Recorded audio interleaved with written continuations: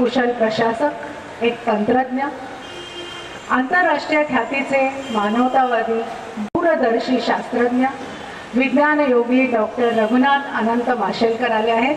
खरोखर जसं आता चित्राने म्हटलं, पार्ले कट्ट्याचा हा गौरव आहे. डॉक्टरांनी जागतिक पातळीवर भारतीय विज्ञान जगाचं नेतृत्व केलंय.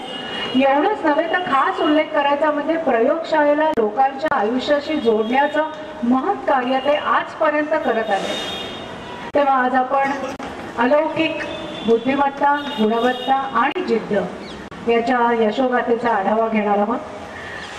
डॉक्टर, आपलं जीवन म्हणजे संघर्ष, जीवन म्हणजे अपार परिश्रम आणि त्याचबरोबर प्रचंड आशावाद. अतिशय प्रतिकूल परिस्थितीमध्ये आपण मुंबईमध्ये आलात आणि मराठी माध्यमाच्या शाळेतून आपलं शिक्षण पूर्ण केलं. त्यानंतर डॉक्टरांना त्यावेळच्या UDCTमध्ये म्हणजे आताच्या ICTमध्ये जी अतिशय प्रेस्टिजियस अशी इन्स्टिट्यूट मानली जाते त्या कॉलेजमधून त्यांनी केमिकल इंजिनिअरिंगची डिग्री घेतली. प्रोफेसर MM शर्मा यांच्या मार्गदर्शनाखाली केवळ 3 वर्षामध्ये त्यांनी PhD ही पदवीसुद्धा हासिल केली. डॉक्टर, मला इथे असा प्रश्न पडतो की तुमची एकंदरीत अकॅडमिक करिअर जर का पाहिली, म्हणजे असं मी वाचनात आलेलं आहे की तुम्हाला त्यावेळेला पहिला नंबर मिळवणं ही तुमची गरज होती आणि ते तुम्ही कायम तसा मिळवला. तर तुमची ही अकॅडमिक करिअर बघता माझ्या मनात असा प्रश्न येतो की तुम्हाला त्यावेळेला कुठेही लठ्ठ पगाराची नोकरी घेता आली असती, परंतु तरीसुद्धा तुमचा मूलभूत संशोधनाकडे ओढा का राहिला? आपण शास्त्रज्ञ व्हायचं कसं ठरवलं? सर्वप्रथम हा पार्ले कट्ट्याचा सन्मान नाही आहे, माझा सन्मान आहे, माझा फार मोठा सन्मान आहे. म्हणून आधी सर्वांचे आपले आभार मानतो. पहिला प्रश्न आपण असा विचारला की मी संशोधनाकडे आणि तेही शास्त्रीय संशोधनाकडे कसा वळलो. शास्त्रीय संशोधनाकडे वळायच्या आधी शास्त्राकडे वळावं लागतं. शास्त्राची गोडी निर्माण व्हावी लागते, विज्ञानाची गोडी निर्माण व्हावी लागते. आणि ही विज्ञानाची गोडी जिथून निर्माण झाली तिथून माझा प्रवास सुरू झाला. आज मला आनंद वाटतोय की माझा वर्गमित्र नरेश शाह, जिथे आम्ही युनियन आर्ट स्कूलमध्ये एकत्र शिकलो लहानपणापासून, तो माझ्याबरोबर आलेला आहे. आणि त्याला आठवत असेल की आमचे जे शिक्षक होते ज्यांनी आम्हाला विज्ञान सर्व म्हणजे त्याच्यात मग केमिस्ट्री आलं, फिजिक्स आलं, मॅथमॅटिक्स आलं, त्यावेळी वेगवेगळे टीचर्स नसायचे बरं का, सगळं एकच, ते म्हणजे प्रिन्सिपल भावे. आणि त्यांनी आमच्यात ही गोडी निर्माण केली. नरेशला आठवत असेल की त्याला केवळ फळ्यावर समीकरणं मांडणं, ज्याला आपण चॉक अँड टॉक म्हणतो, त्याच्यामध्ये त्यांना इंटरेस्ट होता. ते म्हणायचे तुम्ही पहा, निरखा आणि शिका. आता उदाहरणार्थ साबण बनवण्याची प्रक्रिया आपल्यामध्ये सर्वांना ती माहिती आहे. मुलं तर आपल्या अगदी 10 पैकी 12 मार्क मिळवतील परफेक्ट. पण त्यामध्ये आतापर्यंत साबण बनवण्याची जी फॅक्टरी आहे ती किती लोकांनी पाहिजे? मला प्रश्न विचारावाच वाटतो. आपल्यापैकी ज्यांनी साबण बनवण्याची फॅक्टरी आहे ती पाहिले त्यांनी जरा हात वर केला. तू का केलास मला माहिती आहे. 10हून कमी आहेत बरं का. त्यातला हा जो एक आहे त्याने का हात वर केला मी सांगतो. कारण प्रिन्सिपल भावे आमचे जे होते त्यांनी आम्हाला हिंदुस्थान लिव्हरला साबणाची फॅक्टरी जी आहे ती दाखवायला नेलं होतं. आणि नरेश, तुला आठवत असेल त्यावेळी ट्राम असायची, ट्रामने गेलो होतो आपण. आणि त्या ट्रामचे 5 पैसे तिकीट होतं, ते सुद्धा माझ्यासारख्याला परवडणार नव्हतं. मी गरीब होतो, तेही गरीब होते, पण त्यांनी स्वतःच्या खिशातनं आम्हाला पैसे दिले आणि ती फॅक्टरी आम्हाला दाखवली. नरेश, तुला आठवत असेल विमको काड्याची पेटी बनवायची फॅक्टरी अंबरनाथला. सर, माझ्या आयुष्यातला हा पहिला प्रवास ट्रेनचा, त्याचे पैसे सुद्धा त्यांनी दिले बरं का. आपल्यापैकी किती जणांनी काड्या पेटीची बनवण्याची फॅक्टरी बघितली आहे? 1 2 3 4 5. हे तू बघितली नाही? हा मग. तर अशा प्रकारे त्यांनी आम्हाला विज्ञानाची गोडी निर्माण, विलक्षण घटना घडते ज्याच्यामध्ये प्रचंड बदल घडतात बरं का. हळूहळू घडत नाही, प्रचंड असा प्रकाश पडल्यासारखं काहीतरी होतं. तर नरेशला परत आठवत असेल की त्यांनी आम्हाला ह्याच्यात नेलं होतं युनियन हायस्कूलमध्ये. ते गोल गोल भिंग असतं आणि त्याची फोकल लेंथ कशी काढायची हे दाखवण्याचा प्रयोग त्याने आम्हाला दाखवला. तरी कागद होता आता आणि गोल भिंग होतं आणि नरेशला आठवत असेल त्यांनी वर खाली ते केलं आणि एक प्रखर बिंदू जेव्हा निर्माण झाला तर ते म्हणाले हे अंतर म्हणजे फोकस. आणि त्यांनी का कोणाच नव्हतं ते तिकडे धरलं थोडा वेळ. धरल्यावर तो कागद जळला आणि तो कागद जळला त्यावेळी का कोणाच नव्हतं ते माझ्याकडे वळले आणि मला म्हणाले बघ अशा प्रकारे जर तू सर्व शक्ती केंद्रित केल्यास तर तू कागद जळू शकतोस, तू काही करू शकतो. आणि त्याच्यामधनं त्याला दोन हे मिळालं. एक म्हणजे focus and you can achieve anything. त्यामुळे माझ्या आयुष्यामध्ये आतापर्यंत मी फोकस करत आलो. कुठलंही काम करायचं म्हणजे त्याच्यावर लक्ष केंद्रित करू. आता मी जवळजवळ 36 संस्थांचा अध्यक्ष आहे बरं का.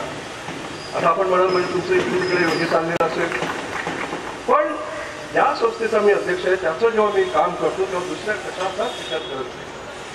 त्याचप्रमाणे जेव्हा याच्यामध्ये संशोधनामध्ये सुद्धा असंच लक्ष द्यावं लागतं. हा एक भाग झाला focus and you can achieve anything. त्याच्यानंतर मी जसा मोठा झालो ना तेव्हा मला नवीन त्याच्यामधनं हे सापडले बरं का. त्याच्यामध्ये काय असतं की आपलं जे भौगोल भिंग असतं ते काय करतं, सूर्यकिरण हे समांतर असतात. दे आर ऑल पॅरलल. आणि पॅरलल लाईनची प्रॉपर्टी काय असते, देर एव्हर मीट. आणि ते भौगोल भिंग काय करतात, त्या सगळ्यांना एकत्र आणतात. आज आपला देश पाहिला आपण तर कास्ट, रेस, रिलिजन, लँग्वेज त्याच्यामुळे असा दुभंगला. They are all running parallel, they don't want to meet. And what is convex lens leadership, bring it all together. अशा प्रकारचं नेतृत्व देशाला असतं. आज दुर्दैवाने काय झालंय, कॉन्केव्ह लेन्स. कॉन्केव्ह लेन्स काय करते, समांतर रेषा आहेत त्याला दूर नेतं. तसं नाही. हे तर सांगण्याचा अर्थ असा की आयुष्यातल्या ह्या घटना आणि त्यांनी जे आम्हाला विज्ञानाची रुची आधी सर्वप्रथम निर्माण केली आणि त्यातून मग मी संशोधनाकडे. म्हणजे डॉक्टरांचं म्हणणं असं आहे की त्यांचे शिक्षक जे त्यांना लाभले ते अतिशय मनाने श्रीमंत होते आणि त्यांनी त्यांना नेतृत्व गुण म्हणजे काय, सर्व शक्ती एकत्र आणल्या तर कशी प्रचंड ऊर्जा त्याच्यातून निर्माण होऊ शकते याचं तुम्हाला त्यांनी शिक्षण दिलं. पण डॉक्टर तुम्ही नंतर PhD झाल्यानंतर मला वाटतं तुम्ही UK ला निघून गेलात, लंडनला गेलात आणि नंतर 1976 मध्ये तुम्ही परत आलात. म्हणजे खरं तर तुमचं तेव्हा लग्न झालं होतं, म्हणजे असंही नाही की लग्नासाठी तुम्हाला परत बोलावलं. तर मग 76 मध्ये परत येण्याचं कारण काय, म्हणजे कशामुळे तुम्हाला परत यावंसं वाटलं आणि लंडनमध्ये आपण काय करत होता? हो हो, तिथे मी सालफोर्ड युनिव्हर्सिटीमध्ये मी लेक्चरर होतो आणि त्यांनी बरं का मला काय केलं होतं की सगळ्या लेक्चरना टीचिंग ॲज वेल एज रिसर्च, म्हणजे त्यांनी शिकवायला पण पाहिजे आणि संशोधनही करायला पाहिजे. मला त्यांनी वेगळा काढला आणि मला म्हणाले तू फक्त संशोधन कर, त्याच्यावर ह्याच्यामध्ये लक्ष घालू. आणि मी तुम्हाला सांगतो मला ते एवढं आवडायचं, कारण संशोधनामध्ये काय असतं, संशोधन इज एक्सप्लोरेशन. आतापर्यंत जे सापडले ते त्याच्या शोधात जायचं, ते सापडायचं होतं, सापडण्याचा तो आनंद वगैरे. आणि मी सकाळी लवकर जायचो प्रयोगशाळेमध्ये, रात्री यायचो आणि मी एकदा वैशालीला प्रश्न विचारला, अगं मला एवढी मजा येते, मी काम करतोय असं मला वाटतच नाही, मला कळत नाही की सालफोर्ड युनिव्हर्सिटी मला का पैसे देते, मीच त्याला पैसे द्यायला पाहिजे. संशोधनामध्ये, खऱ्या संशोधनामध्ये ही गंमत असते. मी लहान मुलं आपलं तरुण वर्ग वगैरे बऱ्याच वेळा मला विचारायला येतात तेव्हा मी त्यांना सांगतो you must enjoy what you do and you must do what you enjoy. आयुष्यभर मी हे करत आलेलो आणि संशोधनाचा तो भाग होता. So I was enjoying my self. आणि मग एके दिवशी काय झालं की मला टेलेक्स आला. डॉक्टर बी डी टिळक हे त्यावेळी ह्याचे NCLचे डायरेक्टर होते. त्यावेळी ते फॅक्स किंवा ईमेल वगैरे तसं काही नव्हतं बरं का. टेलेक्स आला आणि त्यात त्यांनी मला म्हटलं होतं की तू लंडनला जा आणि शेवाळ हॉटेलमध्ये तुला डॉक्टर नायडूमा भेटतील, त्यांना तुला भेटायचं आहे.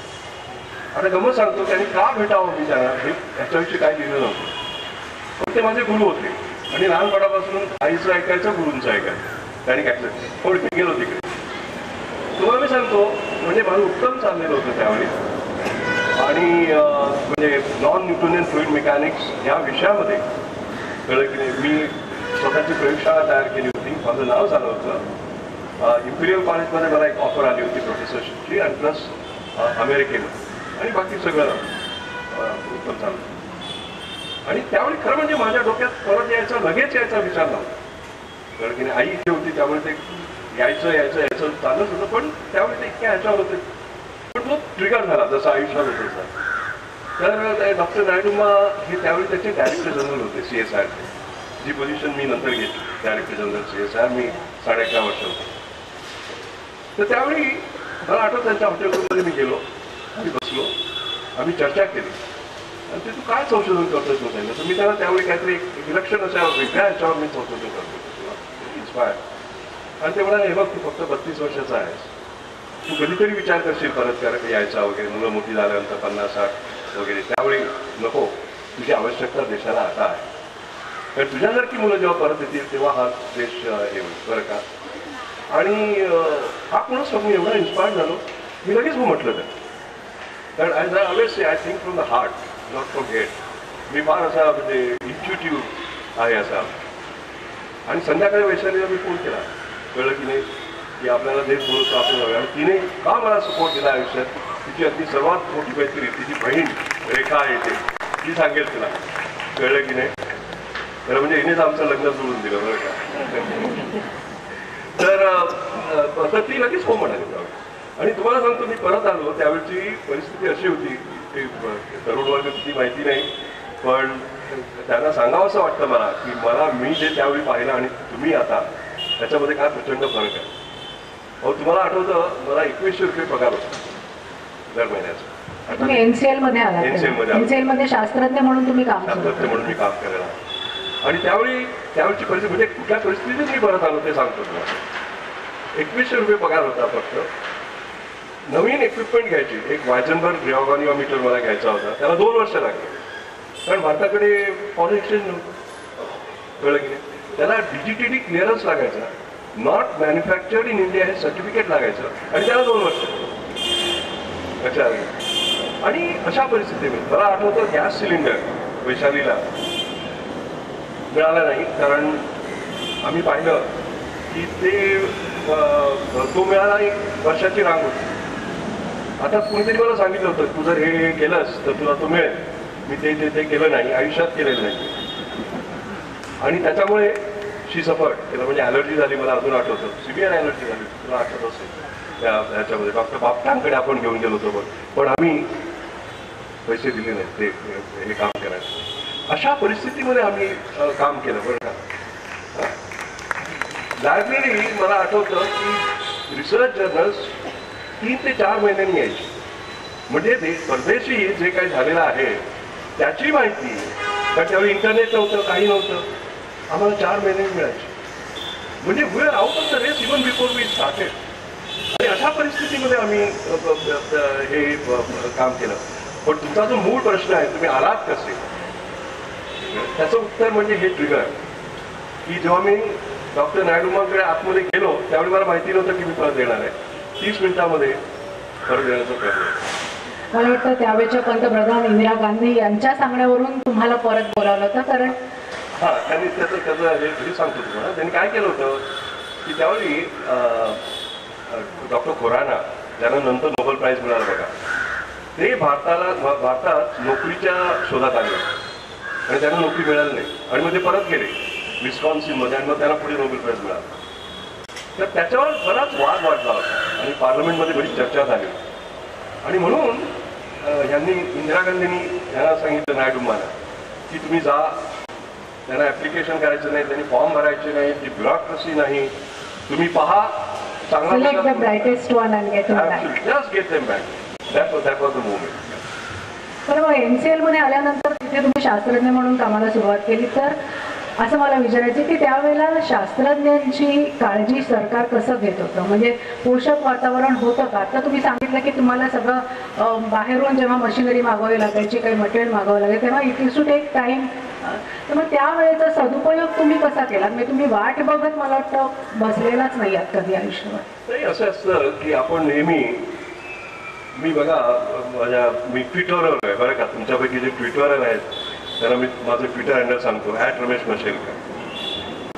तर त्याच्यामध्ये मी एकदा ट्विट केलं होतं आणि particularly to the young people I always say this, keep on knocking at the door till the door opens.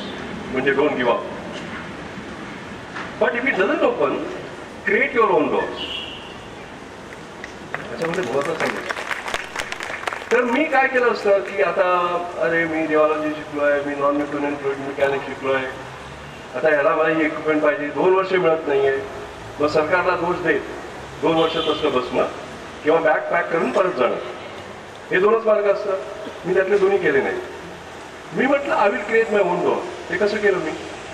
त्यावेळी इंडियन ऑर्गॅनिक केमिकल्स नावाची एक फॅक्टरी होती.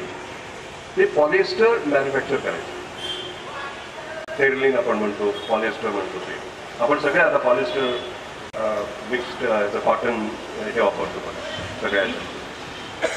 आणि त्यावेळी काय झालं होतं, म्हणजे मी 1976ची गोष्ट सांगतो की आपल्याकडे त्यावेळी एक तर कपॅसिटी फार कमी असायच्या बरं का. ते किती मॅन्युफॅक्चर करायचे माहिती आहे का? 6,000 टन दर वर्षात. आता रिलायन्स किती मॅन्युफॅक्चर करतं माहिती आहे का? 6,000 टन दर वर्षाला नव्हे, दर दिवसाला. इथे भारत आलाय. पण ती छोटी होती. आणि त्यावेळी काय व्हायचं की तंत्रज्ञान आपण विकसित केलेलं नाहीये, सगळं इम्पोर्ट सबस्टिट्यूशन. म्हणजे कोणाला तरी जर्मन कंपनीचं लायसन्स घ्यायचं ते यायचं, कळलं की नाही. आणि ते म्हणायचे तू वाद इथे ठेव, ते प्रेशरचा ठेव, टेम्परेचरचा ठेव. एवढंच काय, त्यात काही बदल करायचा नाही. कारण त्या गोळ्या कात्रीच्या माणसाने सांगितलं असं कर, तेवढं ते हलवायचे नाही. मी त्याचा कन्सल्टंट झालो त्यावेळी, धर्मदास दलाल म्हणून त्याचे होते. आणि मी तिकडे गेलो आणि मी पाहिलं की ते सगळे रिॲक्टर्स म्हणा, स्पिनिंग मशीन्स म्हणा, ते करत होते. पण ते का हे त्यांना माहिती नव्हतं. हे आपण का करायचं, त्याच्या मागे ज्ञान काय आहे, त्याचं मागचं जे तंत्रज्ञान आहे ते काय. म्हणजे इथं तर नाही का ब्लॅक बॉक्स. तर मी म्हटलं की आतमध्ये तुमच्या त्या रिॲक्टरमध्ये ब्लॅक बॉक्समध्ये काय झालं हे मी तुम्हाला समजून, आणि मॅथमॅटिकल मॉडेलिंग आणि सिम्युलेशन जे ते मी तुम्हाला दाखवून देईन, कळलं ना. आणि त्याच्यामध्ये मी गेलो, त्या विषयामध्ये गेलो. आता मॅथमॅटिकल मॉडेलिंग आणि सिम्युलेशनसाठी किती काय इक्विपमेंट लागते? फक्त ही इक्विपमेंट, डोकं, कळलं की नाही. त्यांनी करायचं. आणि तुम्हाला सांगतो, माझा रवींद्रनाथ म्हणून PhD स्टुडंट होता, त्याची PhD त्याच्यावर झाली. 1977 मध्ये काम सुरू केलं. 1982 मध्ये मला शांती स्वरूप भटनागर मिळालं. ते हायएस्ट अवॉर्ड आहे 5 वर्षात त्या कामावर. याचा अर्थ असा तुम्ही स्वस्त न बसता, कळलं की नाही, हा मला भटनागर अवॉर्ड मिळवायचा आहे पण मी फक्त रिओलॉजी आणि नॉन मेकॅनिक्स मध्ये करणार, मग ती इक्विपमेंट येणार, मी त्याच्यावरती करणार, ते न करता मी चक्क वेगळा मार्ग वापरला आणि त्या ह्याच्यावर केलं. तर हे आपल्याला फार महत्वाचं आहे. भारतामध्ये आपण नेहमी तक्रार करत असतो की अरे आपल्याला नोबेल प्राइज मिळत नाही किंवा पैसे नाही, आपल्याकडे हे नाही म्हणून ते नाही. आणि सगळं चुकीचं आहे. It is the power of idea that matters, it is not the power of the budget that matters. लक्षात आलं की हा त्यातला महत्वाचा भाग होता. हे करणं फार महत्वाचं होतं आणि ते केलं मी. त्याच्यानंतर 1991 मध्ये तुम्हाला NCLचे डिरेक्टर म्हणून तुमची अपॉइंटमेंट झाली. एक प्रशासकीय जबाबदारी तुमच्यावर आली. तर आताचं जे NCL आहे आणि तेव्हाचं NCL आहे त्याच्यात काय फरक तुम्हाला स्वतःला जाणवतो? तुम्ही त्याच्यासाठी म्हणजे NCLच्या जेव्हा पसारा पाहिला तर तुम्हाला त्याच्यामध्ये एक्झॅक्टली काय करावं असं वाटलं?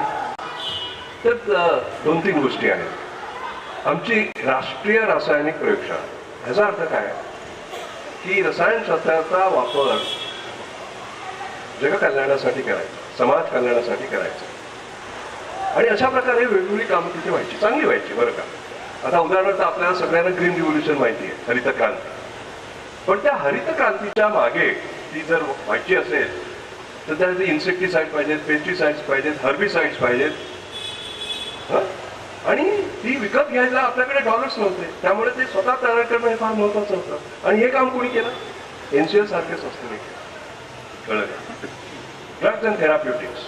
आज आपण इथे फार्मसीमध्ये जाऊन हे घेतो तेव्हा इतके स्वस्त मिळतात. कळलं की हे का मिळतात? कारण NCR सारख्या संस्थेने काम केलं.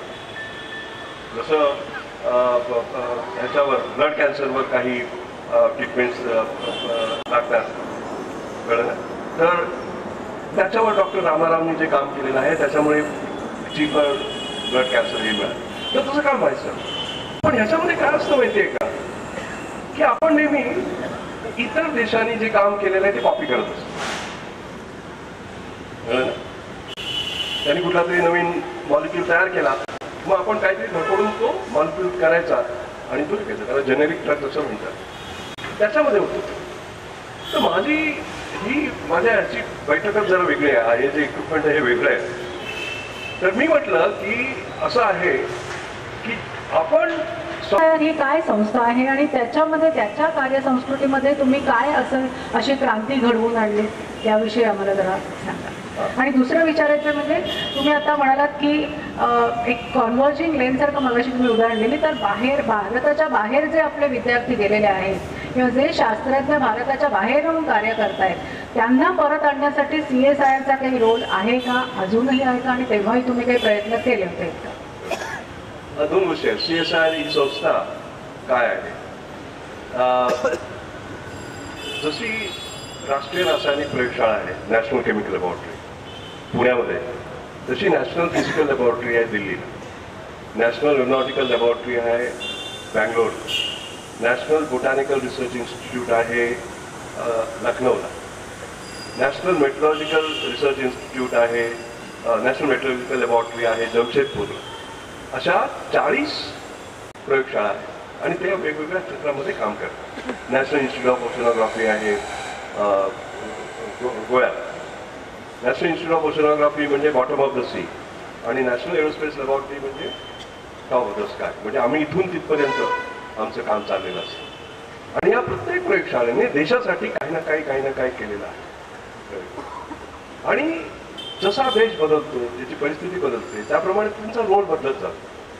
कारण ज्यावेळी आपल्याला कोणीही तंत्रज्ञान देत नव्हतं तेव्हाची स्थिती वेगळी होती. तंत्रज्ञान मिळायला लागल्यानंतरची स्थिती बदलली. मी नेहमी म्हणतो की भारताला 3 स्वातंत्र्य मिळाले आतापर्यंत. त्यातलं पहिलं स्वातंत्र्य आपल्याला माहिती आहे 1947, political freedom from the British. The second freedom was 1991, freedom to compete.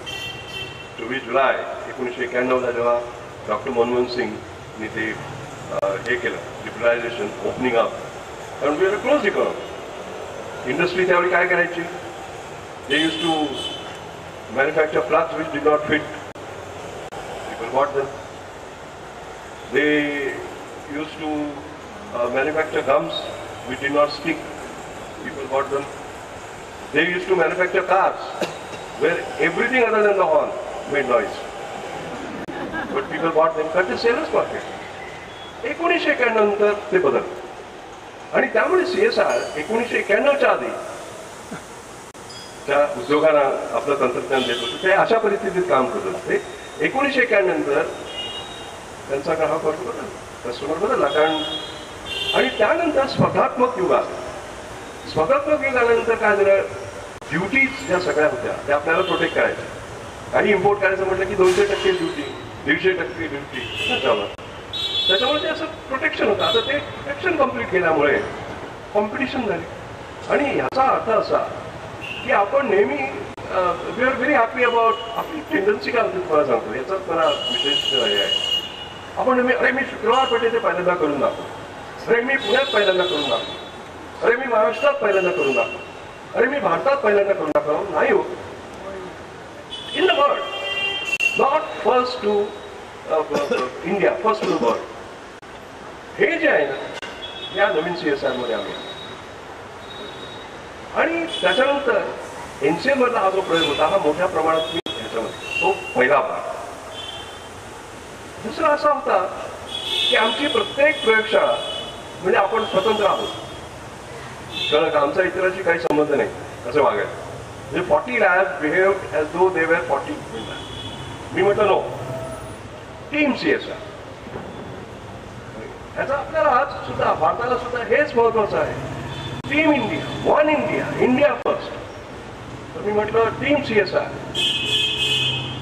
One CSR first. आणि सगळ्या लॅबॉरेटरीजना एकत्र येऊन ते काम. आणि तुम्हाला मी खरं सांगू का, हे मी त्या भावेसांच्या प्रयोगातून शिकलो. फोकस हा एक भाग, पण सर्व पॅरलल न जाता सगळ्यांनी एकत्र काम करा हा दुसरा भाग. त्याची सुरुवात मी आधी NC ला केली. अनेक वेगवेगळ्या डिव्हिजन आपण जर काही स्वतंत्र आहोत असं करत होता, नाही, एकत्र. मग तो प्रकार मी CSR मध्ये केला एकत्र. आणि तुम्हाला सांगतो, मी डायरेक्टर जनरल ऑफ CSR म्हणून 31 डिसेंबर 2006 ला रिटायर झालो. तर त्यावेळी बंद डायरेक्ट वेगळ्या काम करत होते. एका विषयावर तर 19 लॅबॉरेटरीज काम करतात. 2 लॅबॉरेटरीजना एकत्र आणणं शक्य नव्हतं. हा त्यातला दुसरा महत्वाचा. ते झाल्यानंतर मग हे होतं, मला आठवतं बिमल जलान जेव्हा नंतर रिझर्व्ह बँकेचे गव्हर्नर झाले आणि ते सेक्रेटरी होते प्लॅनिंग कमिशनचे, आणि ते बजेट द्यायचे आम्हाला. आणि ते बजेट म्हणजे नुसती मारामारी असायची की आम्ही जायचं, मग आम्ही प्रेझेंट करणार, मग ते नाही याच्यात कमी करा त्याच्यात कमी करा, 2 तास ती मारामारी चालायची. ते काही नाही. त्यांचा मला रॅक्सवर फोन आला. He said, Ramesh, I can't imagine you are making a presentation to me. तू असं कर, तू कॉफी घ्यायला ये आणि आपण कॉफी घेऊ. मी एक तुझ्याकडे कागद देतो, त्या कागदावर तू एक आकडा लिहिस. तो आकडा म्हणजे तुझं बजेट. हा विश्वास आता सहजासहजी येत नाही. तो दाखवावं लागतं. आणि एकदा सरकारला पटलं ना की हे जे कोणी करतंय, आता for example me new millennium Indian technology leadership initiative बनवलं 2007. कारण यशवंत सिन्हांचा मला फोन आला त्यावेळी सुद्धा लिप इयर होतं, जसं आता यावेळी लिप इयर आहे ना, तसं 2000. आणि ते म्हणाले की मी 29 फेब्रुवारीला माझं हे देणार आहे, बजेट वाचणार आहे. तर त्यावेळी मला असा काही एक कार्यक्रम पाहिजे, कळलं की आपण असं अनाऊन्स करूया की everybody will be excited. Whole of India will be excited, whole world will be excited. तर म्हटलं सर मला किती वेळ आहे? ते म्हणाले 30 मिनिटं. दिल्लीत 30 मिनिटं मिळतात काही करायचं झालं. तर मला असं वाटतं, मी त्या ह्याला बोलवलं माझ्या पर्सनल सेक्रेटरीला, डिक्टेट केलं new millennium Indian technology leadership initiative. त्यातला सर्वात महत्वाचा भाग होता लिडरशिप. कारण we have been followers, not leaders. संबंध 20व्या शतकामध्ये असं आपण काय दिलं इतरांना? Technology wise, high technology wise, internet म्हणा, लेझर म्हणा, हे म्हणा, तसं काहीच आपण. तर म्हटलं हे करायला पाहिजे, पण त्याच्यासाठी धोका पत्करायला, रिस्क घ्यायला पाहिजे. आणि भारतीय उद्योग काही रिस्क घेणार नाही, मग गव्हर्नमेंट नाही काम. आणि मी असा प्रस्ताव मांडला की उद्योगांना 0% इंटरेस्ट, 0% इंटरेस्ट असं द्यायचं, आणि त्याने ते फक्त परत करायचं इफ दे आर सक्सेसफुल. आणि पब्लिक इन्स्टिट्यूशन्सना मात्र एड, बरं की नाही? आणि असं कॉम्बिनेशन. आता हे भारताच्या इतिहासात झालेलं नाही की उद्योगाला पैसा हा 0% इंटरेस्ट आणि परत करायचं. पण मी म्हटलं जर त्यांना रिस्क घ्यायचं असेल, वरती जायचं असेल, कळलं की नाही, आणि नवीन काहीतरी झेप घ्यायची असेल, तर हे फार महत्वाचं आहे गव्हर्नमेंटने हे करणं. आणि तुम्हाला मी सांगतो, म्हणजे विश्वासाचा भाग बघा, नॉर्मली हे प्रपोजल केलं आणि त्याच्यानंतर मला लगेच त्यांचा फोन आला त्यांच्या सेक्रेटरीचा. He said FM is very impressed. Yes said yes, the only thing is आज हाऊ मच. कारण मी किती पैसे ते सांगितले नव्हते. तर मी TDBचे 50% होते, ते playing safe technology development board. मी म्हटलं 50% का नाही, त्या अशा धाडसी याला. त्यांनी लगेच ते ऍक्सेप्ट केलं. तुम्हाला मी सांगतो, पार्लमेंटमध्ये जेव्हा त्यांनी ते वाचलं ना, तेव्हा डॉक्टर मुरली मनोहर जोशी तिकडे बसले होते, minister of science and technology. त्यांना पत्ता नव्हता आमच्या दोघांचा काय ते. खरं म्हणजे मी secretary to government of India, science technology, DGCSR, म्हणजे त्यांच्या थ्रू ते जायला पाहिजे, त्यांना पत्ता नव्हता. प्लॅनिंग कमिशन, लक्षात आलं की नाही, जे चेक लिहितात फायनली, त्यांना माहिती नव्हतं. विश्वास. आणि that is considered to be the best program India has had so far. म्हणजे तुम्हाला सांगतो, more than 100 private sector company, more than 100 private sector companies and 250 institutions एकत्र, ज्याला मी माझं नेहमीचं स्वप्न होतं सगळ्यांनी team India, team India, team India, हे मी त्या नॅशनल लेवलला करून दाखवलं. म्हणजे सुरुवात NCL पासून केली, टीम NCL, नंतर CSR वर केली, टीम CSR, आता टीम NCL, आपलं टीम इंडिया. त्याची कथा अगदी साधी आहे. काय झालं होतं, त्याची सुरुवात सांगतो तुम्हाला कुठून झाली. कारण अशा याला मी नेहमी म्हणतो आय बिलीव्ह इन ट्रिगर्स. कुठेतरी काहीतरी इथे असं. तर मी, वैशाली, माझा मुलगा अमेय, आम्ही सगळे असे गच्चीवर बसलो होतो. उन्हाळ्यातली एक संध्याकाळ होती 1996 मध्ये. मला नाही, सॉरी, 1996 मी दिल्लीला होतो. 1991 किंवा 92 असणार मी जेव्हा डायरेक्टर होतो एमसीएलचा. आणि इतक्यात एक पक्षी धडपडत आला आणि पडला तिकडे. एक पंख तुटला होता बरं. आणि मला आठवतं माझी आई धावत खाली गेली आणि हळदीची पूट घेऊन आली आणि त्याला लावली. एक क्षण तिने असा विचार केला नाही की जे आपल्या म्हणजे मनुष्य जातीला जे चालतं ते पक्षाला चालेल. ही भारताची संस्कृती. हे सगळं म्हणजे वृक्ष, ते पक्षी, हे सगळं हे आपलं आपली एक वेगळी फिलॉसॉफी आहे. ते का कोण. आणि नंतर तिने ते लावलं वगैरे आणि मग तो धडपडत होता पक्षी. त्याला म्हणजे आम्ही त्याला थोडीशी पाणी वगैरे देतो. आम्ही 2 तासात त्या पक्षाच्या पुढे पडलो. तो गेला विचार. मग त्याला आम्ही आमच्या मागे गार्डनमध्ये त्याला ते म्हणजे डोक्यात होतो. आणि 1996ला मला आठवतं मी सकाळी असं आपलं टाइम्स ऑफ इंडिया पाहत होतो. तर एन सुरेश नावाचा एक वाचणार आहे. त्यांनी लिहिलं होतं की अमेरिकेतल्या एका शास्त्रज्ञांनी the wound healing properties of turmeric have been patented. अरे हे कसं शक्य आहे. हे ज्ञान माझ्या आईला होतं, आईच्या आईला होतं, तिच्या आईला असणार. हे आपलं पारंपरिक ज्ञान ह्याच्यावर तो कसा हे करू शकतो. ह्याच्यात गेलो मी. त्या पेटंटची कॉपी मिळवली, वाचलं सगळं आणि म्हटलं नॉनसेन्स. आणि संध्याकाळी मी हुसेन जहीन मेमोरियल लेक्चर देत होतो. PN हक्सर त्यावेळी जे principal secretary to prime minister होते ते त्याचे अध्यक्ष होते. आणि मी पब्लिक अनाउन्समेंट केली की मी याची लढाई करणार आहे. दिस इज रॉंग. आता त्यातली गमत सांगतो. अगेन हा माझा एक चॅलेंज आहे. मी डायरेक्टर जनरल ऑफ CSR होतो. म्हणजे एक scientist. I had all the freedom in the world. But I also secretary to government of India. I had zero freedom in the world. All that freedom was taken away. पण मी विसरलो की मी director general of CSR आहे. मला मंत्र्यांची permission घ्यायला पाहिजे वगैरे वगैरे. आणि ते अनाऊन्स केलं. आणि इथून as I said I think from here. कारण if I was thinking from here मी अजून गव्हर्नमेंटमध्ये चर्चा चालली असते की ते फाईट करायचं की नाही. So I declare that. आणि हेड ब्रोक लूज. आणि मला आठवतं एक प्रेस कॉन्फरन्स घ्यावी लागली. आणि त्याने विचारला की अरे अमेरिकेबरोबर कोणी जिंकलंय का आतापर्यंत. तर मी म्हटलं त्यांना लिहून घ्या तुम्ही आणि रिपोर्ट करा उद्या की मी जर हरलो तर माझी नोकरी सोडून मी परत पुण्याला जाईन. I was confident. आणि आम्ही सगळं मग त्यावेळी तो पुरावा काढला सगळा. आपली संस्कृत टेक्स्ट काढली. नंतर सगळं म्हणजे आयुर्वेदाचे जुने पुरावे काढले. इंडियन काउन्सिल ऑफ मेडिकल जर्नलमध्ये काढले. उर्दूमधनं ह्याच्यात प्रत्येक भाषेत सगळं काढलं. आणि त्या अमेरिकन पॅटंट ऑफिसला आम्ही सबमिट केलं. आणि 14 महिन्यामध्ये ते रिवोक झालं. बरं. त्याच्यानंतर बासमती तर ते नंतर झालं. पण ह्या लढ्यामुळे काय झालं तुम्हाला मी सांगतो. तो इतका सिग्निफिकंट आहे की आतापर्यंत असं ते आपल्या ज्ञानावर डल्ला मारत असत आणि त्याच्यावर अशी पेटंट्स वगैरे घेत असत. कुणीही आवाज उठवला जातो आतापर्यंत. हा पहिल्यांदा आवाज उठवला गेला. आणि ही पहिली लढाई जी जिंकली गेली. म्हणजे केवळ भारताने असं म्हणत नाही, सर्व विकसनशील देश. आणि त्याच्यामुळे एक मोठं परिवर्तन झालं. ते परिवर्तन असं झालं की वर्ल्ड इंटेलेक्च्युअल प्रॉपर्टी ऑर्गनायझेशन आहे जिनिव्हामध्ये. त्याचे 176 मेंबर स्टेट्स मेंबर्स आहेत. त्यामध्ये अमेरिका पण होतं. आणि त्यामध्ये मला अजून आठवतं की मी त्यांना म्हटलं, कारण त्याच्यामध्ये त्यांनी पाहिलं ते पॅटर्न क्लासिफिकेशन सिस्टम असते आणि त्याच्यामध्ये ट्रॅडिशनल नॉलेज म्हणजे पारंपरिक ज्ञान हा भागच नव्हता. म्हणजे जणू काय ते ज्ञानच नव्हे. तर मी त्या असेंब्लीमध्ये 176 देशांच्या ह्याच्यात मी भाषण केलं आणि त्यांना म्हटलं की तुम्हाला वाटतं की हार्वर्ड आणि कॅलटेक आणि MIT आणि केम्ब्रिज मधलं जे ज्ञान निर्माण होतं ते ज्ञान आणि माझ्या पूर्वजांनी जे प्रयोगशाळेत पण आयुष्याच्या प्रयोगशाळेत लॅबॉरेटरी ऑफ लाईफ निर्माण केलेलं ते ज्ञान नाही असं तुम्ही कसं म्हणू शकता. आणि त्यानंतर मी अमेरिकेत स्वतः गेलो. मी काय केलं ते हल्लीचा पेटंट हा एकच भाग होता. तर मी काय केलं आपले संस्कृत टेक्स्ट त्याचं इंग्लिशमध्ये ट्रान्सलेशन केलं आणि त्यांनी दिलेली पॅटर्न असे एक मी गायक काढले.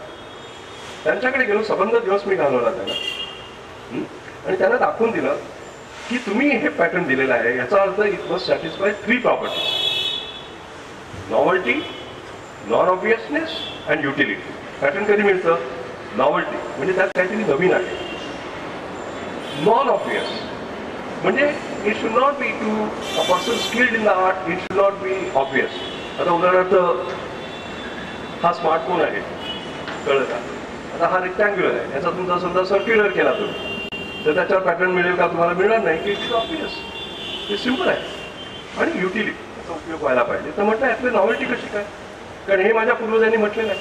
मग त्यांनी काय केलं, त्यांचा अप्रत्यक्ष माझ्यावर एवढा विश्वास, त्यांनी मला आतमध्ये नेऊन जे दाखवायचं नाही ते पण दाखवलं मला. बरं काय, की मी इतकी पेशन्स त्याच्याकडे केली होती. आणि त्यांनी त्यांचे ते असं पॅटर्न आलं की आम्ही काय करतो हे दाखवले आम्ही. त्याच्यामध्ये प्रचंड डेटाबेस असते आणि ते म्हणाले की आमचं सगळं कोडिफाईड आहे आणि आम्ही बसतो तिकडे. आता हे पेटंट आलं समजा, मग आम्ही काय करतो, कीवर्ड बघतो. काय बरं, हां हळदी, टर्मेरिक, मुंडिलिंग पावडर वगैरे. आणि मग काय येतं स्क्रीनवर बघतो, स्क्रीनवर काहीच येत नाही. का बरं? कारण हे ज्ञान तुमचं एकतर तुमच्या डोक्यात आहे किंवा तुमच्या पोत्यात आहे. तुमच्या डोक्यात काय आम्हाला माहिती नाही, तुमच्या पोत्यात काय आम्हाला माहिती नाही. हे जर आम्हाला कळलं तर. आणि म्हणून मी परत आल्यानंतर आपला जो पुढचा प्रश्न, डिजिटल लायब्ररी ती केली आणि ती फार महत्वाची ठरली. आज 3 कोटी पानं, बरं का, डिजिटाईज 3 कोटी. आपलं हे सगळं ज्ञान जे विखुरलेलं होतं, जे आपल्या डोक्यात राहतं, पोठात होतं, हे ते वगैरे, ते सगळं त्याच्यामध्ये टाकण्यात आलेलं आहे. 100 जणांची टीम होती जवळ.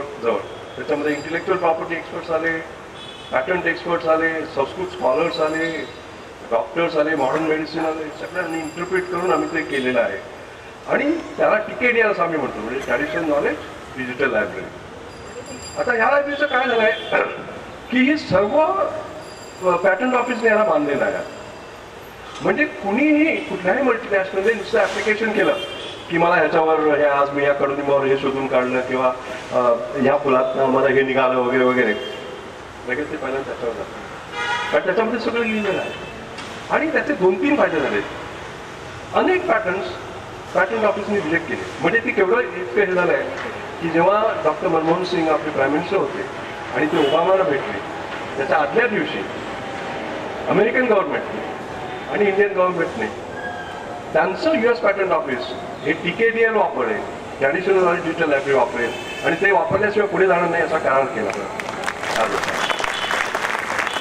त्याचे 2-3 फायदे होतात. आता एक पहिली गोष्ट म्हणजे चुकीची पॅटर्न शिकली जातात. म्हणजे दरवेळी ती हळदीघाटीची लढाई करायची म्हणजे तेवढा पैसा हो.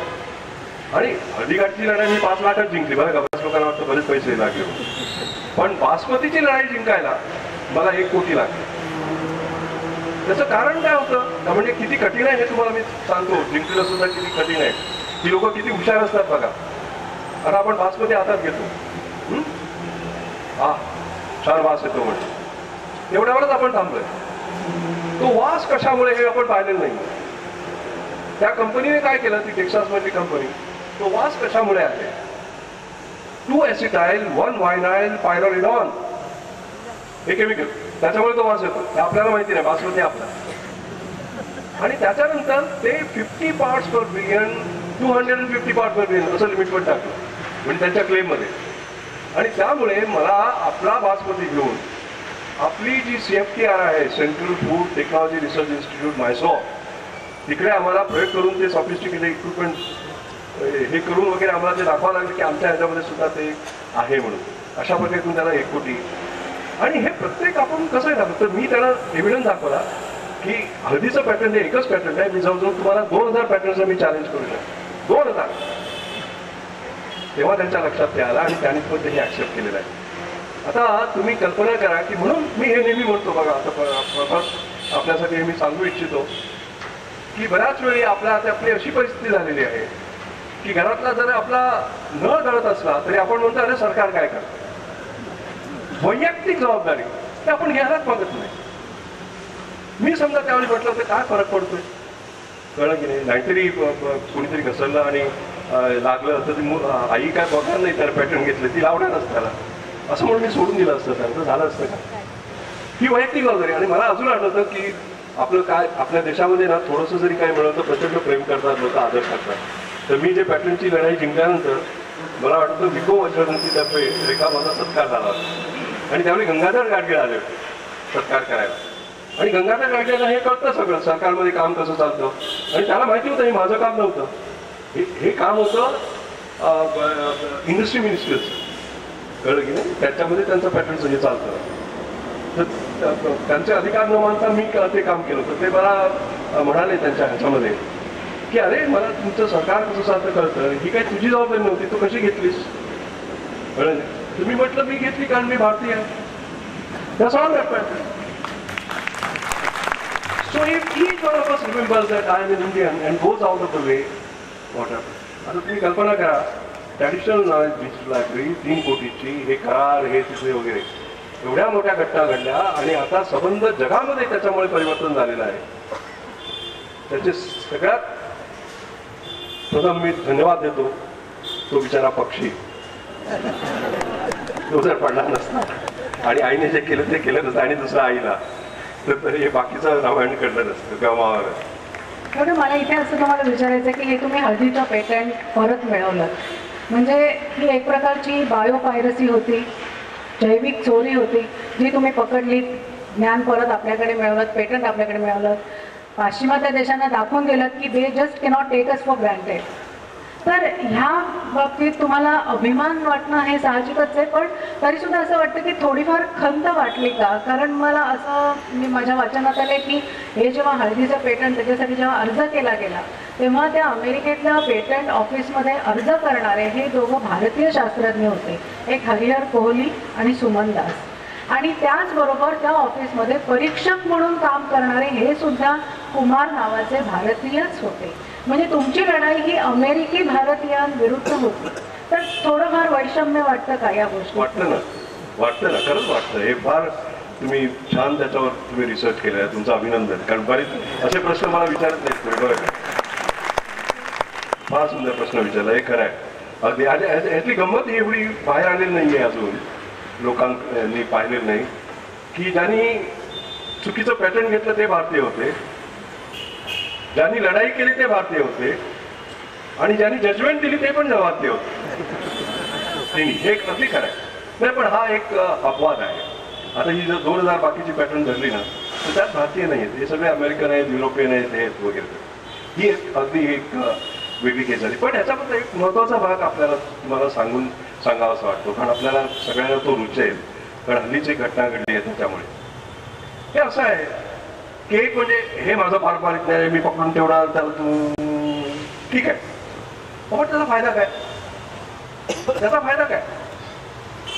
त्या ज्ञानाचा वापर करून त्यातनं काहीतरी नवीन निर्मिती जर तुम्ही केली, हा तुमचा कम्पॅरेटिव्ह ऍडव्हान्टेज आहे भारताचा. भारताचा कम्पॅरेटिव्ह ऍडव्हान्टेज त्याच्याविषयी मी बरीच लेक्चर्स देतो, कारण जिथे सगळे धावतात तिथे त्यांच्या मागे धावण्यात अर्थ नाही. आपण वेगळा मार्ग काढला ह्याच्यावर, आणि त्या वेगळ्या मार्गावर मी नेहमी होतो. तर मला आठवतं की पूज्य नानाजी देशमुखांनी मला ह्याला बोलवलं होतं चित्रकूटला, आणि त्यावेळी मी गोल्डन ट्रायंगलची कल्पना मांडली. ट्रॅडिशनल मेडिसिन, मॉडर्न मेडिसिन आणि मॉडर्न सायन्स हे एकत्र आणलं. कळलं का? कारण आपल्याकडे का आपण पाहिलं पाहिजे की modern science and modern medicine हा ऑलवेज वर्क टुगेदर. आता आज तुम्ही जीन थेरपी म्हणता नाही का? जीन थेरपी झाली नसती जर डीएनएचं स्ट्रक्चर माहिती नसतं. डीएनएचं स्ट्रक्चर माहिती नसतं जर एक्सरे क्रिस्टोग्राफीमध्ये फिजिक्सचा ब्रेकथ्रू मिळाला नसता. सो मॉडर्न सायन्सने हे केल्यामुळे डीएनए स्ट्रक्चर नाही, त्याच्यामुळे मॉडर्न मेडिसिन आहे. लक्षात आलं की नाही? हे जसं लिंकेज आहे तसं आपलं ट्रॅडिशनल मेडिसिन, पारंपरिक ज्ञान आणि आधुनिक विज्ञान याचा संदर्भ आलेला आहे. त्या सस्पिशियस ऑफ इट. त्याचप्रमाणे वैद्य आणि डॉक्टर, मॉडर्न मेडिसिन आणि मारामारी एकत्र यायलाच मागत नाही. तर मी म्हटलं ॲज युजल मशेलकर स्टाईल आपण या सगळ्यांना एकत्र आणायचं. तर मला आठवतं की नानाजींना ती इतकी कल्पना आवडली की आम्ही त्याला चित्रकूट डिक्लेरेशन म्हटलं. नंतर नानाजी स्वतः ह्याला भेटले, सुषमा स्वराज त्यावेळी त्या हेल्थ मिनिस्टर होत्या, आणि त्यांनी आयुष बनवलं बघा मिनिस्ट्रीची, आणि तिथे त्यांनी तो गोल्डन ट्रायंगल प्रोग्राम सुरू केला. नानाजी स्वतः जसवंत सिंग त्यावेळी फायनान्स मिनिस्टर होते, त्यांना म्हटलं अरे तू त्याला पैसा, आणि नानाजींची कन्व्हिनिंग पॉवर तुम्हाला माहिती आहे, त्यांना नाही म्हणायची कोणीची ताकद नव्हती. त्याच्यामुळे आम्ही तो प्रोग्राम सुरू केला. CSR मध्ये मी तो प्रोग्राम सुरू केला. तुम्हाला सांगायला मला आनंद वाटतो की मी स्वतः कोटकलमध्ये गेलो, आर्यवैद्य शाळेमध्ये 2 दिवस होतो तिथे, आणि त्यांनी केलेले मी चमत्कार पाहिले. म्हणजे श्रीलंकेच्या बंदरनायके स्ट्रेचरवरनं आल्या आणि 2 आठवड्यात स्वतःच्या पायावर चालत गेल्या, अशी त्यांची ताकद होती. तर आम्ही दोघांनी मग करार केला, एकत्र करार केला. आणि त्यावेळी हे वालियातन, प्रोफेसर वालियातन इंडियन नॅशनल सायन्स अकॅडमीचे ते हे होते, प्रेसिडेंट होते. आणि त्यांनी ते चरक सविते वगैरे पुस्तक लिहिले बघा, फार ग्रेट स्कॉलर. त्यांनी आम्हा दोघांना एकत्र आणलं. आणि त्यावेळी मला असं वाटतं, आम्ही दोघांनी जेव्हा डॉक्टर वारियर इथे बसले होते, मी इथे बसलो होतो आणि MOU साईन केलं, तर ते म्हणाले की दिस अ होली डे, आज संगम आहे. कारण 2 नद्या आज एकत्र भेटत आहेत. एक नदी म्हणजे पारंपरिक ज्ञानाची आर्यवैद्यशाला, आणि एक नदी म्हणजे मॉडर्न नॉलेज, आधुनिक विज्ञान, CSR. फक्त मला एकच म्हणायचं आहे, या 2 नद्या एकत्र यायला इतकी वर्ष का लागली. आता त्या आलेल्या आहेत आणि त्याचे आता फायदे दिसत आहेत आपल्याला, नवीन नवीन येत आहेत. एकच उदाहरण सांगतो मी, सक्सेसफुल, आणि अशा अनेक पाईपलाईनमध्ये आहेत. ह्याच्यामध्ये आयुर्वेदामध्ये त्रिकुट, आणि त्या त्रिकुटामध्ये ब्लॅक पेपर असतं, मिरी असते. तर आमची एक संस्था आहे, प्रयोगशाळा जम्मू आणि काश्मीरमध्ये, RR जम्मू. त्याचं नाव मी आता Indian institute of integrative medicine असं केलं आहे. इंटिग्रेटिव्ह, परत मी सगळ्यांना एकत्र आणायचं, भांडू नका, सगळ्यांनी एकत्र या, असं करून मी ते केलेले आहे. तर त्यांनी शोधून काढलं की त्याच्यामध्ये ब्लॅक पेपरमध्ये पिपरी नावाचं एक हे असतं, आणि पिपरीन इज अ बायोएन्हॅन्सर. बायोएन्हॅन्सर म्हणजे काय, समजा तुम्ही काहीतरी तुमचा रोग बरा व्हावा म्हणून 4 टॅबलेट घेत असाल, तर 2 टॅबलेट घेऊन सुद्धा तेवढाच तुम्हाला फायदा मिळेल, कारण it enhances the availability of the drug. त्याचे 2 फायदे होतात, एक तर किंमत कमी झाली, पण टॉक्सिसिटी, त्याचे जे वाईट शरीरावर परिणाम होतात त्या कमी टॅबलेट्स घेतल्यामुळे मिळतात. मग आम्ही त्याचे प्रयोग ट्युबरक्युलोसिस ड्रगवर केले, म्हणजे रिफॉर्मपेसिन वगैरे वगैरे आहे, आणि त्याच्यावर आम्ही पॅटर्न्स मिळवले. आणि त्यानंतर रिसॉर्सिन या नावाने तुम्हाला कुठल्याही केमिस्टकडे मिळेल नाही आता, हा आम्ही ड्रग तयार केलेला आहे. आणि अहमदाबादमधली कॅडिला नावाची कंपनी आहे, तिथे विकते आहे. अशा प्रकारचं ज्ञान जे आहे त्याचा वापर करून जनकल्याणासाठी मॉडर्न मेडिसिन, मॉडर्न, आणि त्याच्यामध्ये मॉडर्न मेडिसिन म्हणजे आम्ही सगळ्या क्लिनिकल ट्रायल्स घेतल्या बरं का. नुसतं म्हणजे अक्रॉस द काउंटर असं हर्बल प्रॉडक्ट म्हणून विकतो वगैरे तसं नाही. जशा इतर ह्याच्या ट्रायल्स करतात, ज्याला आपण pre clinical, phase 1, phase 2, phase 3, ते करून आम्ही हा टाकायचं. त्यामुळे त्याला जगात कुठे वापरत आहे, पण हे ऐकलं.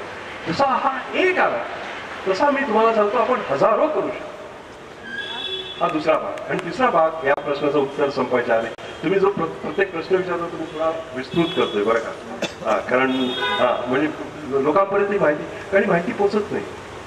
यावर्षी नोबेल प्राइज मिळालं, कोणाला माहिती आहे का? युयू ट्यू नावाच्या चायनीज, तिला PhD पण नाहीये. तिला का दिलं गेलं? Malarial drug.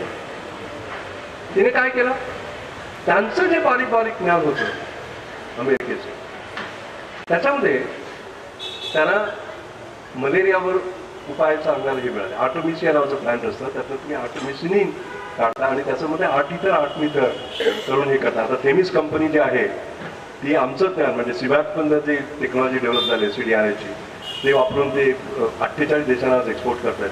तर त्याचा शोध मात्र चायनामध्ये लागला होता. आज या आधुनिक ज्ञानावर आधारित अशा संशोधनाला नोबेल प्राइज मिळाला. हे आपल्याला आयुर्वेदाच्या नावावर का नाही मिळालं? हो, आपण प्रयत्नच नाही केले, हे एकत्र आणण्याचे प्रयत्नच नाही केले. हे मी आता 30 वर्ष ह्याच्या मागे आहे. आणि हे झाल्यानंतर मग बरीच एडिटोरियल लिहिण्यात आली, अरे म्हणत होते ते खरं आहे, आणि अरे काय, कारण आपला केवढा हे. तुम्हाला मी सांगतो, मी इंडियन सायन्स काँग्रेसचा प्रेसिडेंट होतो त्यावेळी. एक नोबेल लॉरेट आले होते, रिचर्ड अर्न्स्ट. त्यांनी फंक्शनल न्यूक्लिअर मॅग्नेटिक रेझोनन्सवर काम केलं होतं. हो, त्यांच्या प्रेझेंटेशनमध्ये चायनीज जे आहे ना ॲक्युपंक्चर, तर त्या ॲक्युपंक्चरवर सायंटिफिक हे की सेल्युलर आणि मॉलिक्युलर अँड बायोलॉजिकल लेवलवर काय होतं, आपण हे योगावर का केलेलं नाही? याला एकत्र आणण्याचा आपण प्रयत्नच केलेला नाहीये. आणि ही धडपड माझी सतत होती. म्हणजे ते नानाजींचं चित्रकूट डिक्लेरेशन असू दे, CSIRचा हा नेटवर्क प्रोग्राम असू दे, आयुष्य हे असू दे वगैरे वगैरे, आता ही जागृती यायला लागलेली आहे. तर फार उशीर होतो. आपण कामं ना, मी तुम्हाला खरं सांगतो, आता वेग एवढा वाढला पाहिजे. आता जसा मी वृद्ध होत चाललोय तसं माझा पेशन्स पण संपत चाललेला आहे. तुम्हाला मी खरं सांगतो, हे भरभर व्हायला पाहिजे. आणि ह्याच्यावर भारताने इतर देशांचं नेतृत्व केलं पाहिजे. चायनाला नोबेल प्राईज मिळाल्यानंतर आर्टिकल लिहिण्यात काय अर्थ आहे? हे करायला हवं होतं म्हणून. स्पीड, स्केल, सस्टेनेबिलिटी या 3 गोष्टीवर आपण प्रचंड भर द्यायला. डॉक्टर, नेहमी तुम्ही असं म्हणत असता की म्हणजे बौद्धिक संपदेचं महत्त्व अधोरेखित करण्यामध्ये आपण अग्रणी असतात. ज्ञानाचं संपत्तीत रूपांतर झालं पाहिजे असं आपण म्हणता. मला वाटतं इथे सुद्धा हे जे तुम्ही गोल्डन ट्रायंगलची कल्पना आत्ता तुम्ही मांडली, त्याचं सुद्धा म्हणजे हे एक उदाहरण होऊ शकेल का की हे traditional knowledge, modern technology, modern medicine किंवा मॉडर्न सायन्स या सगळ्यांचा एक छान संगम करून सगळ्यांना परवडेल अशा किमतीमध्ये आपण औषधं उपलब्ध करून, पण हे ज्ञान आपण एक्सपोर्ट करतो. आपलं ज्ञान आपण ज्ञान एक्सपोर्ट करतोय ते ठीक आहे, पण प्रॉडक्ट्स एक्सपोर्ट करायला पाहिजे. बघा, तुम्हाला सांगू का, माझी या बाबतीतली भूमिका इतरांहून वेगळी आहे. तुम्हाला मी स्पष्ट सांगितलं, थोडा परत ह्याच्यातून बाहेर जाऊ. गुगल, ज्याला आपण सत्यम शिवम सुंदरम, सत्या नडेला मायक्रोसॉफ्टचे चेअरमन झाले. आनंद सगळीकडे, एडिटोरियल. सुंदर पिचाई गुगलचे चेअरमन झाले. आनंद सगळीकडे, एडिटोरियल. आता शिवम पण येईल कोणीतरी, तो ऍपलचा हे. पण त्याच्यामध्ये हा आपला आनंद आहे. कारण आपण म्हणतो आपली शिक्षण संस्था एवढ्या चांगल्या आहेत की आपले प्रॉडक्ट एवढे चांगले आहेत की ते तिकडे जाऊन सीओ बनतात. हे चुकीचं आहे. आपल्या महत्वाकांक्षा वाढल्या पाहिजे. आणि त्या मला आता दिसत आहेत तरुण पिढीमध्ये. मला लोक बऱ्याच वेळा दुर्दम्य आशावादी, डेंजरस ऑप्टिमिस्ट वगैरे काही म्हणतात. त्यातलं हे माझं डेंजरस ऑप्टिमिझम कुठून येतं सांगतो मी. परवाच एका याच्याशी असा तरुणांशी मी संबंध हे करतो. बऱ्याच वेळा अशा ह्याच्यातले इन्स्पिरेशनल असे हे चालू असतात. त्यातला एक मुलगा उभा राहिला आणि म्हणाला की सर, एक वेळ अशी होती की आम्ही केवळ आमचं स्वप्न असायचं अमेरिकेत काही करून जायचं. त्यानंतर हळूहळू ते स्वप्न बदललं आणि म्हटलं काही करून मायक्रोसॉफ्टमध्ये जॉब मिळायला पाहिजे आणि गुगलमध्ये जॉब मिळाला. त्यानंतर ते स्वप्न नंतर बदललं.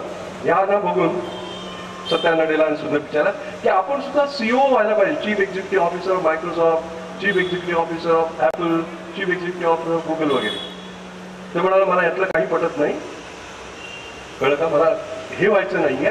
मला ही मायक्रोसॉफ्ट, ही गुगल ह्या भारतामध्ये स्वतः तयार करायचं. तर हे ज्ञानाचं संपत्तीत हे जे रूपांतर आपण जे म्हणतो ना, ही जी तरुण पिढी आहे ही आता वेगळा विचार करते. They don't want to be job seekers, they want to be job creators. आपले नरेंद्र मोदीजी जे म्हणतात स्टार्टअप इंडिया वगैरे, त्याची सुरुवात आधीच झालेली आहे. कळलं का? India is the 3rd fastest growing sort of nation in the world.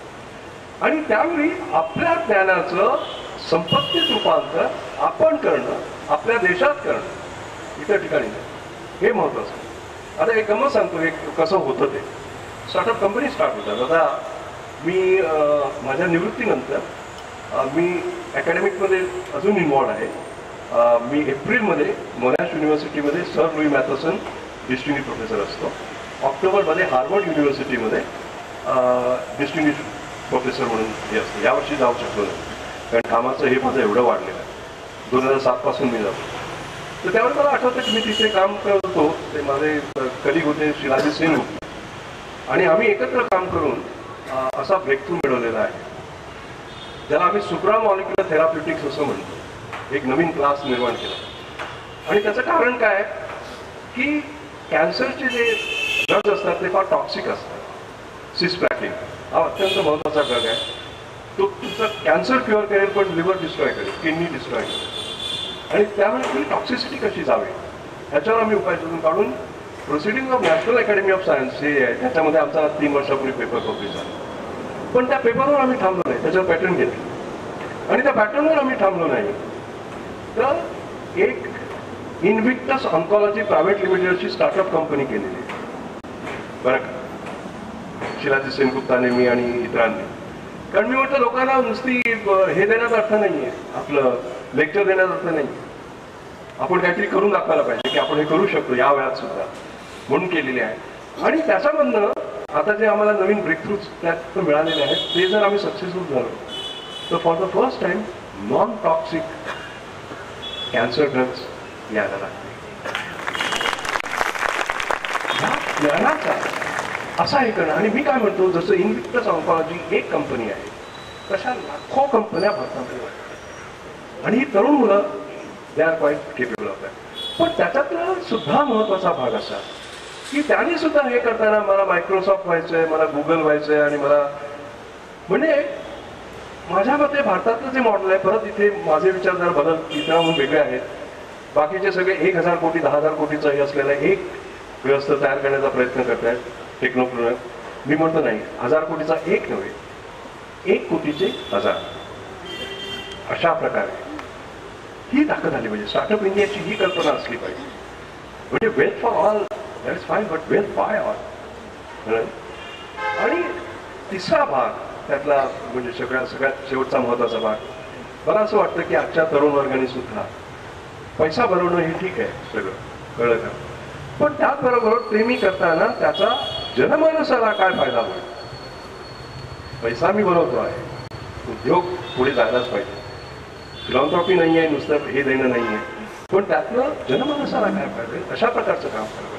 आणि म्हणून मी एक वेगळी हे केलेली आहे. कदाचित तो तुमचा एक प्रश्न होता, अंजनी माशेलकर इन्क्लुझिव्ह. त्याच्या आधी मला विचारायचं आपलं गांधीयन इंजिनिअरिंग याविषयी तुम्हाला विचारायचं आहे. म्हणजे आपण शिक्षणातून ज्ञान मिळतं, ज्ञान आपण अनुभवाने आपण विकसित करत असतो, पण तरी सुद्धा या ज्ञानाचा कधी कधी किंवा या ज्ञानातून जे तंत्रज्ञान आपण विकसित करतो त्याचा बऱ्याच प्रमाणात गैरवापर केलेला दिसतो आपल्याला. रोजच्या रोज आपल्याला सकाळी आज सुद्धा उठल्या उठल्या आपल्याला बातमी ऐकायला मिळाली, पठाणकोटला टेररिस्ट अटॅक झाला.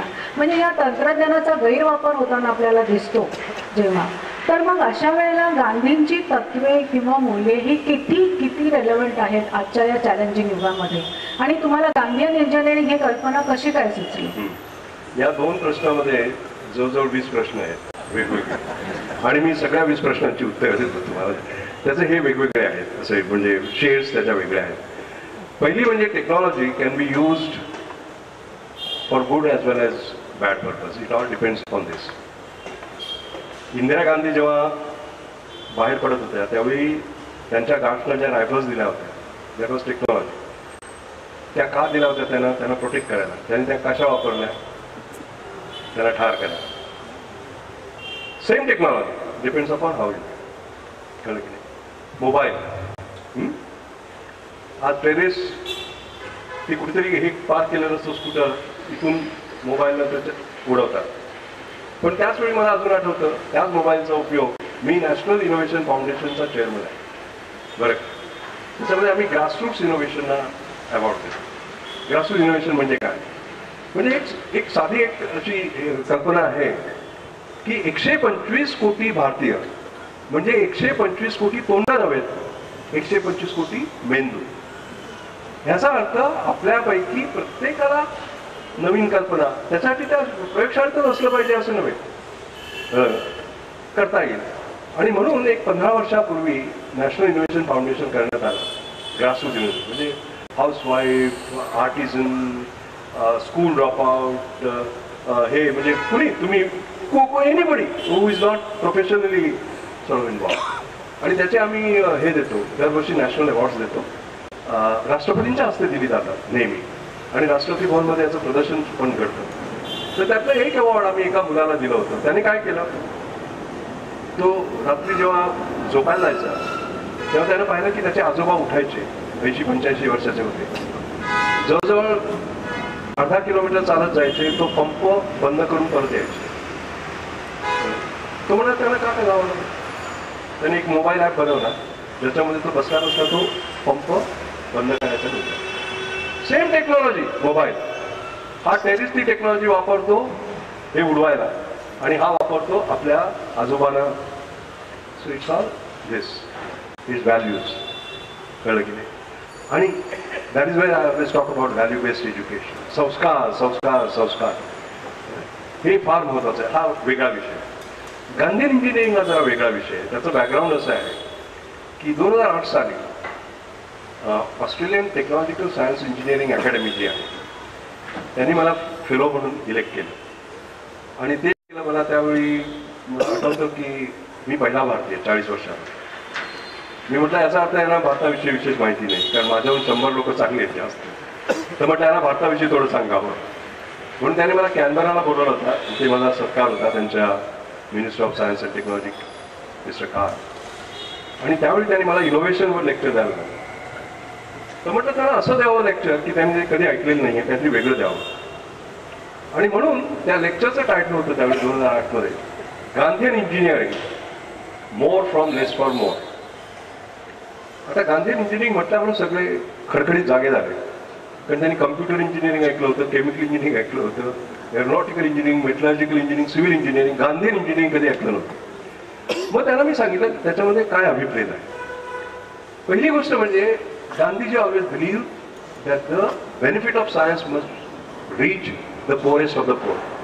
That means for everyone, for all. आणि second thing he had said was that there is enough for everyone need but not for everyone's greed. ह्याचा अर्थ तुमचे जे रिसोर्सेस आहेत त्याचा तुम्ही असा वापर केला पाहिजे की तुमची नातवंड, मग त्यांची नातवंड, मग त्यांची नातवंड, या सगळ्यांना त्याचा फायदा मिळाला पाहिजे. So that mean more from less, get more from less resource but for more and more people. So more from less for मोर. हे लेक्चर तुम्हाला सांगतो एका महिन्यामध्ये जगात म्हणजे इतकं ते व्हायरली स्प्रेड झालं, कारण लोकांना पटायला लागलं की दिस इज व्हॉट वी वॉन्ट. आणि माझ्या लेक्चरची सुरुवात शेवट मी असा केला होता की India's greatest gift in the 20th century to the world was Gandhi. India's greatest gift in the 21st century will be Gandhian engineering, more from less from more. आणि त्यानंतर सी.के. प्रल्हाद आणि मी. C K. Prahalad was one of the greatest thought leaders India produce. आम्ही Harvard business रिव्ह्यूमध्ये paper लिहिला, innovation's holy grail, more from less for more, जुलै ऑगस्ट 2010 मध्ये. आपल्यापैकी ज्यांना वाचायचं आहे तो तुम्ही माझ्या वेबसाईटवर पाहत. सिम्पल वेबसाईट आहे www.mashelkar.com. www.mashelkar.com. म्हणजे माझं आतापर्यंतच्या आयुष्यातलं सगळं काम, सगळे पेपर, सगळी पुस्तकं, सगळ्या फिल्म, सगळे लेक्चर्स, एव्हरीथिंग सगळं त्याच्यावर आहे. तुम्हाला काही वाचायचं असलं तिकडे जाऊन पहा. आणि हे जे ही जी 2 पुस्तकं आहेत, शोध नव्या भारताचा आणि हे दुसरं पुस्तक अखंड प्रेरणा गांधी विचारांची, ही माझी जी 2 पुस्तकं आहेत याच्यात सगळी त्याची माहिती आहे. मी जाहिरात करत नाही, विकत घेऊ नका, ते याच्यावर वाचा, इंटरनेटवर वाचा. पण हे तुम्हाला सांगावं असं वाटतं की हे सगळं महत्त्वाचं आहे.